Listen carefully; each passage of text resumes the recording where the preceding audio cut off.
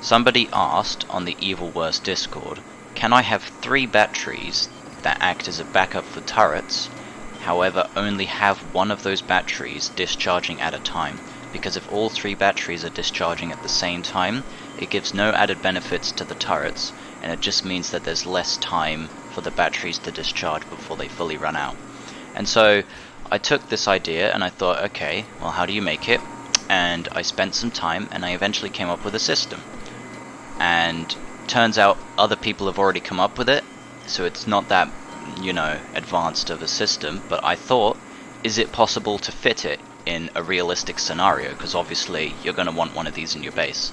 So I crammed everything I could into a 1x1, and this is the 1x1. As you can see, you have all of the stuff in here. I'm not going to explain what any of this does, but instead I'm just going to demonstrate how it works. So we have these 3 batteries here that act as reservoirs for the auto turrets. So that windmill is currently sending power to the auto turrets, which will stop if I turn that off.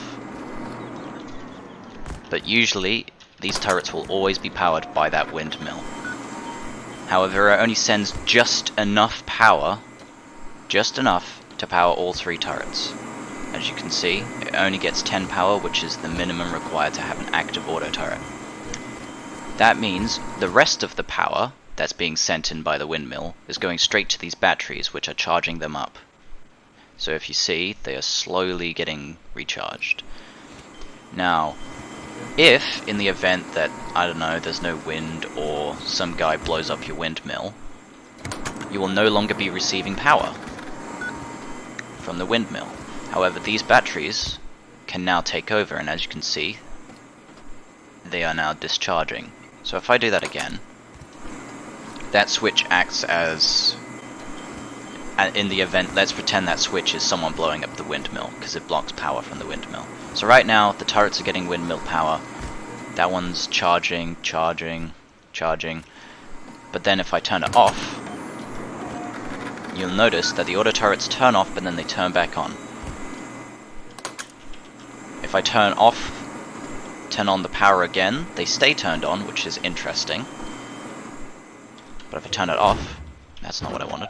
If I turn it off, they turn off, and then they turn back on. And the same happens if one battery fully discharges. So let's say this first battery here completely drains fully, the turrets will then turn off, but then when it swaps to the next battery, they'll turn back on. So it's a very brief period of turning off and turning on, which means that raiders could use it to try and get an edge, like they could deliberately wait for the battery to discharge, and then they could like come up and start doing whatever they want. But it's not really a problem you can avoid, and it's a very minimal problem anyways, so I think it's fine. I would demonstrate what happens when one battery fully discharges, but it would take 3 minutes to do that, so I'm just going to end it here. Goodbye.